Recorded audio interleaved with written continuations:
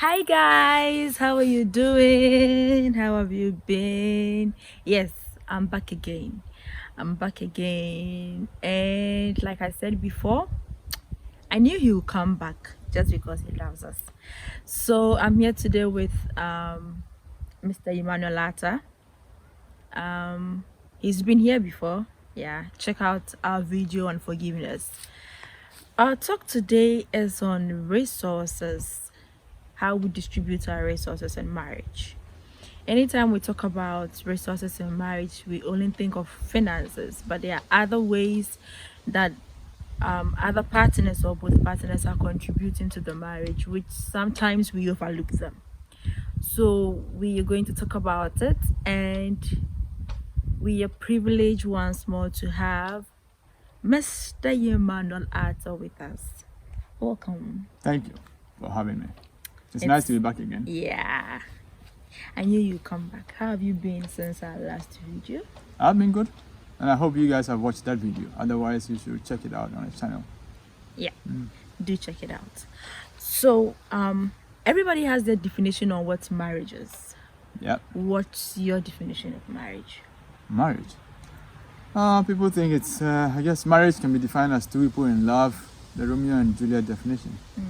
But maybe for the discussion we're having today, we would define marriage as two people deciding to share a life together. That's probably the simplest one I can think of. So two people who have their own lives and deciding that they will live together and share their life together. So that is how I'll give it for today. Okay, they're living together, they're sharing their life together without having other motives, like No, should be those genuine. other motives will be for another discussion.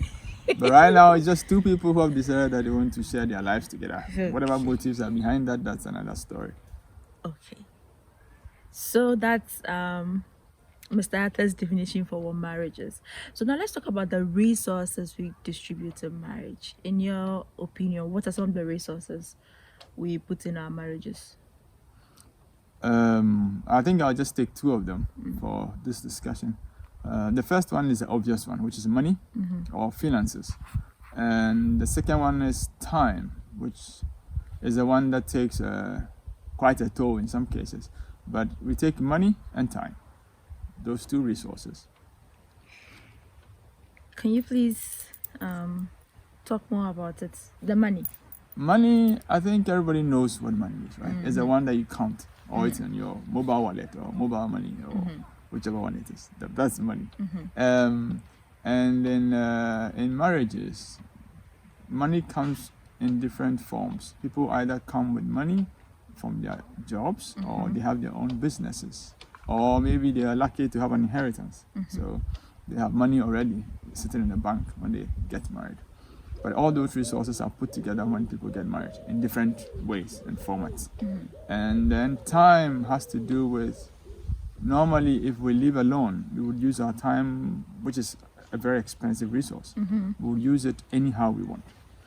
But when two people decide to share their lives, then they have to share their time as well in doing things and being with each other. And that has to also be considered in the distribution, because it can lead to conflict or it can lead to some very good times, and it depends on the two people involved in the marriage. Most of the times in marriage, we tend to concentrate more on the finances than with time. Like, I don't think a lot of people have thought about it, that having time is a way of contributing to the marriage. So assuming I'm a stay-home mom or a stay-home dad, how is that contributing to the marriage? But they say time is money, right? This is what people usually say. Time is money. So in effect, we can equate time with money in the marriage. People who spend time doing things in a marriage, even if they are not bringing physical cash, they would still be contributing to it. Because if you have a marriage where there are kids, or even if there are no kids, but you have a house where you have things to be done, if you hired someone to do it, you pay the person. So basically, one partner stays at home, whether wife or husband stays at home, and one goes to a business and gets cash, then the one who stays at home would also be contributing, because if he or she wasn't there, you would have to pay for the work to be done at home. So that time is also expensive, and that is a very valuable contribution, same as cash. Okay. In your opinion, okay, we have this thing that the man is the head of the family. The man is supposed to provide for the home, the kids, the wife, and everything. Yes. Do you think it's only the man's duty to do this? I think that's a cultural thing. I mean, in some cultures, it's fine for the man to do everything, and it's required for the man to do everything. In other cultures, it is common sense for two people in a marriage to share responsibilities. But sometimes people come from different places and get into different situations, and then suddenly becomes conflicting because what you're trained to do from childhood and what you are exposed to in the kind of job you have and where you end up might affect this distribution of who should be head and who should be looking after everything and paying everything. Yeah. So, what are some of these resource distribution models you think we have in our marriages? You can have, let's take money to start with. So usually in Ghanaian culture, where we come from, or in most African cultures, you have the man as the provider of the house, or breadwinner as we call it, and they would work, bring money home. The woman would take care of the kids, and traditionally we have assumed that that does not count much, but that does. But the first model will be the man brings money home, does everything, pays school fees, looks after, makes sure there's food in the house, pays rent or builds a house to live in, buys a car or pay for transport and everything else. And the woman does the home work, as we put it. So look after kids, take kids to school and take kids for appointments and things like that. So usually in that case, not always, but usually, the woman does not have much of a say in the man's money because the cash, as we put it, comes from the man and he decides how to do it. They might discuss how much is needed for what, but how much the man earns, it depends if the man wants to tell his wife. But because he's provided, so there's no need for the woman to know. As long as he provides everything, there's no need for her to know. So that's one model. And that works fine in most places where men have jobs and women are not working, or society doesn't create the avenue for women to work. So they would rather work, an emphasis on the word work. They would rather work at home, look after kids, clean up house, cook, all that is quite work as well. And then everything will be fine. But then it can be a bit of a challenge if the man and the woman both work to bring cash home. And then the man uses his money to look after the family, and then the wife keeps her money. So this is the model where the man says, I'm the man and I do everything. So you can keep your money and do whatever you want with it. And that can work in some cases. The only disadvantage is then, of course, the man has control over what is done in the house because he does everything. And if anything unfortunately goes wrong, the man would always claim control over everything because he can always look back and think that he bought everything himself. So I think for the models, we can concentrate on two people who both have cash income, because if the woman doesn't have cash income because she has decided to stay at home, then she actually contributes a lot because she's staying at home, doing all the things that the man would have otherwise paid for. But if you have two people with cash income, and the woman keeps her money, and the man uses his money to do everything else because he's the head of the house, then the tricky thing is, at the end of the day, if anything goes wrong, the man can always claim that he owns everything. Yeah, that's the first one.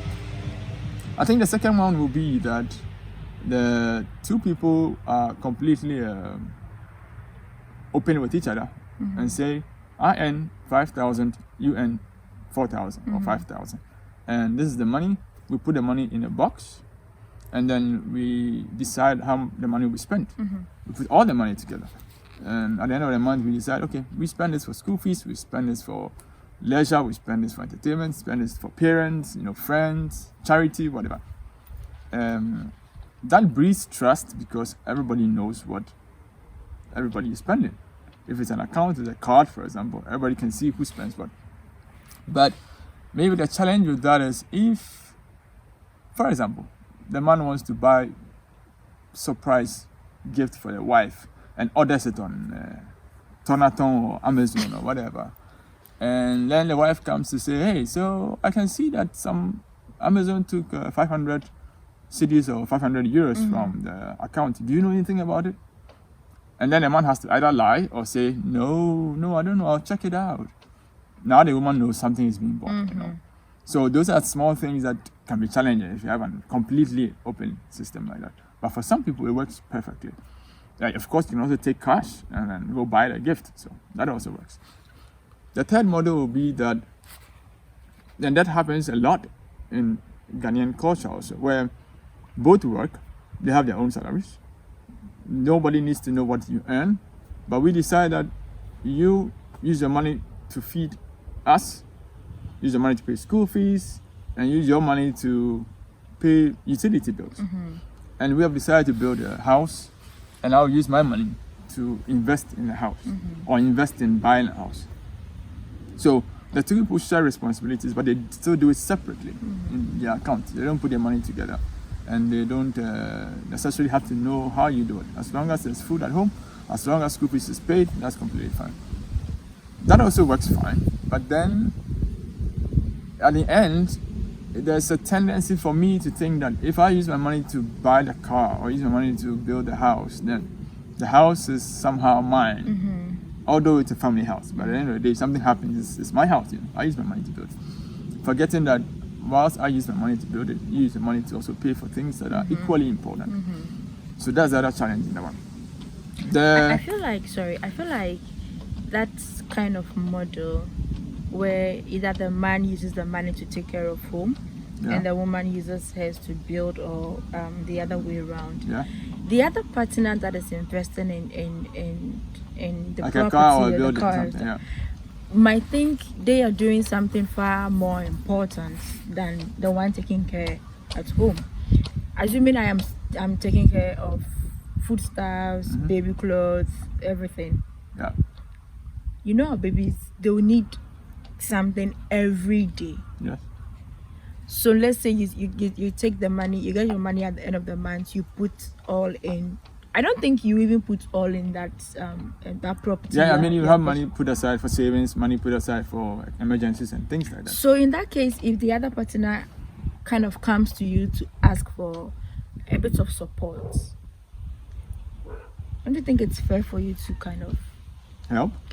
Yeah, of course. I mean, in a healthy relationship, that is not the problem. I mean, the other person would help, should help normally. And usually in a situation like that, the two parties will have sat down to say, how much does it cost us for food and school fees and all that? And you think your salary can cover it. And they say, oh yeah, I think I can cover it, so it's fine. And if something happens, for example, and you have to pay an unexpected expense, then of course the other person who is understanding will be willing to support. So usually that works, I think. Should not be a problem, unless the two people have problems already. But otherwise, it should work. The last one, I think, could be that the two people still say, we put our money together, but we only put a percentage of our money based on our cost and expenditure in the house. So we say we need 5,000 as a family to do everything, to save, to buy food, to do everything. And we both earn 3,000 or 4,000 each. So you bring 2,500, I bring 2,500. And then we'll put it in the family account and do everything from there and save some as well. And 1,000 that's left, that's up to me to decide what to do with it. And up to you to decide what to do with it. So you don't have to account for that to me, and I don't have to account for my 1,000 to you. So I have some flexibility to do what I want. If I want to give money to a friend who came over to ask me for help without letting him, I don't know, and I don't want us to discuss it because it's a friend from primary school or something. Or if I go visit my parents and I meet my nephew and I want to give him a present, I don't have to come discuss with you because that's my money, right? So that's another option. In this case, of course, there's transparency because everybody knows where the family money goes. And there's also flexibility because you can see where you can have the flexibility to use your money for what you want. And I think this works well if two people who have no plans on how to manage or distribute their finances can use this. But I also know places where this will not work, because if you have a situation where the man is a man who buys everything they see, they will completely mess up the family budget. And if it's the same the other way around, a woman buys everything they see, they would also mess up the budget. So the two people in the marriage would have to sit down and discuss which way works for them. And some people do one for some time, change and do the other one, and try them to see which one works. Yeah. So far, guys, I think we've learned that both are important, being it finances or time. They are both equally important. One of the models you spoke about is two people coming, putting up some percentage together. I feel like, okay, let's just take it as maybe the woman earns more than the man. Yes. Don't you think it's can make the man feel a bit like he feels less of a man because the woman earns more than him? Why would a man feel less like a man? Any idea why? Some men. No, now you're talking for men. Okay. But carry on. No, some men can't handle the fact that maybe their wives are doing better than them, maybe salary wise. Yeah. Okay. It's with women. I know some women also are the same. Like, they are so inquisitive. They want to know, so they can be telling you how to go about it. But society has we have this picture that the man is supposed to earn more than the woman because he is the head of the house. The man is supposed to contribute more than the woman. Okay. So when it goes the other way around, where the woman is earning more than the man, some men, yes. Yeah, I think once again it comes back to culture. It comes back to upbringing. And when two people have decided to share their lives together, then you share what you have. And if you have more than someone and you're sharing it, I don't see why it's a problem. But I know that some people would even say that their wives earn more than them, but they would pay everything at home because they think that it is their responsibility to take care of their family, which is fine. As long as they can do it, I mean, why not? I mean, the woman would be fine with it. If she is, then it's a good model for the family. But it's a pity if a man does not have enough for the family comfortably and will go take a loan from somewhere to take care of his family out of pride, although his wife has the money. But that's where the problem is. But otherwise, if your wife earns more than you, and the percentage you give your wife, of course, will probably give more because they earn more. I don't know. Personally, I wouldn't have a problem with it. And I know some people who don't have a problem with it. But the other people who also insist that it's my responsibility, so keep your money, I don't want it. And that's fine. I mean, the two people getting married will have talked about these things. And it's important to talk about these things at the beginning to see where each other stand. If you know that your husband is the person who views that their responsibility is to take care of everything, then it may not be wise for you to flaunt the fact that you get more money in the house and you will be able to contribute to everything. That if you choose to have that kind of husband, then you have to consider that when you're having discussions about money. Yeah. Okay, guys, I hope you've learned something. We've discussed 4 different models. We've spoken about both partners contributing a percentage of their salary to take care of household chores. We've spoken about the man taking everything upon himself to do it. We've spoken about putting everything together, having like a joint account, putting everything together. And then we've also dealt with sharing the responsibility. So people do it separately. The two people do it separately. Okay. So let us know which helps for you, or which model you are practicing. Let us know some of the challenges you are facing and the advantages of using such models. And I'm going to stress this again. Either you go out to work or you are a stay-home mom or dad, you are both contributing the same. Let us stop thinking that the one that goes out and bring in money is doing more than the one that stays at home. It's not easy to take care of the home. It's not easy. Yes, you might take the kids to school, you come back. It's not like you come back and then sit just like that. There's a lot to do at home, especially. That's true. Yes. But we say it's a breadwinner. I like that word. It's quite an interesting word, breadwinner. But yeah, I think this is important because there's a tendency where you have two people married, and I am the husband, and I think I have a good job, and I'm able to provide for my family. I give the money that is required, pay my kids' school fees, and do everything. And I work hard. This is how I see my contribution. I work really hard. I provide money, and my wife doesn't really do anything. She just sits at home and takes care of kids. This is how we say it, and when we say this, we demean the contribution of the other partner. It could also be a husband the other way around. Yeah.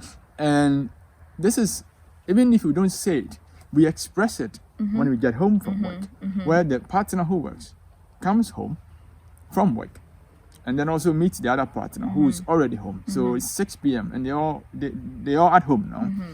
And there's dinner, which the other partner at home has cooked. And after dinner, the partner who came from work assumes I went to work, so I'm tired. And after dinner, I'm really tired now. So I just sit here and relax and watch a nice football game like we like to do. And then the partner who is home continues working because the other one thinks, I'm done with my job. My contribution to the family is done. It's the cash I provided, and that's enough. But if we realize that the 8 hours or 10 hours you spent at work, the other partner also spent the 10 hours at work.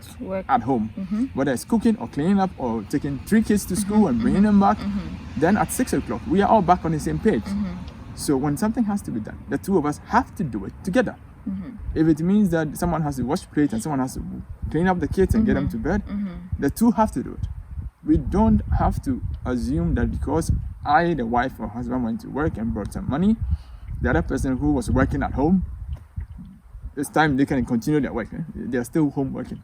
It's not my job. That's overtime. And that's overtime, exactly. If you did it at work, you would have wanted overtime. Yeah, that's overtime. So I think that's one important thing that we should consider.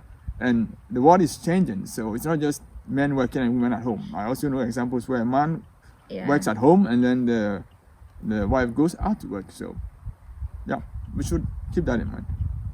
And so keeping that in mind, don't take advantage of your partner if they try to help. Okay, let's value every resource we put in our marriages, being it time, being it sleepless nights, being it finances, being it any kind of sacrifice that we put into our marriage. Let us both value it, and let's stop comparing what other people are doing in their marriages. If it's working for them and you want to learn, it's fine, but do not compare yours to them. Let's try and build a happy home for our sakes and for the sake of our children. Your final words before we... No, I think that's what you just said, that these examples or models that we give, there might be other ones that we didn't even mention, but you might find a family where it works perfectly for them and it might not work at all for you. So you really have to know the person you decide to live with and talk to the person or know what the person wants and does not want. And then you can get something that works for you. Yeah. Let's get something that works for us. Marriage, it's not all about you. It's about you, your partner, your kids. I hope we've learned something. I hope you're going to pick up something. Share with us, okay, what you're doing and how it's working for you. We want to learn. Thank you so much for being a part of our discussion today. Don't forget to like, to share, to subscribe. Thank you so much for the love. God bless you. Like I always say, I love you, but God loves you more. In fact, we love you and He's coming back. Have a blessed day. See you soon. Bye-bye.